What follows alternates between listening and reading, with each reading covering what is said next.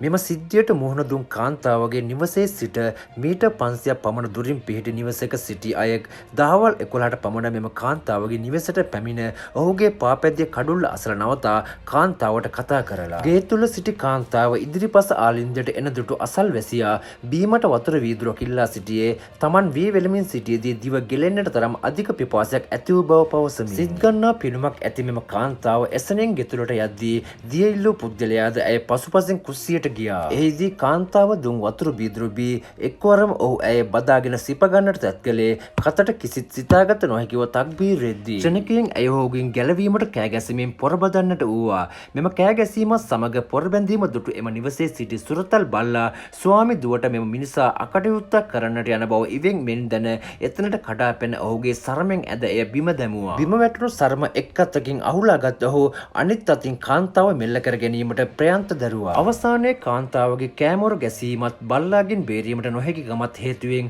ඔහු සරම රැගෙන එම නිවසින් එළියට පැන ගියේ විදුලි වේගයෙන්. කාන්තාව මේ සම්බන්ධව පොලිසියට පැමිණිලි කිරීමෙන් පසුව සුළු කාලයක් ඇතුළත සැකකරු අත්අඩංගුවට ගෙන විමර්ශන සිදු කළා.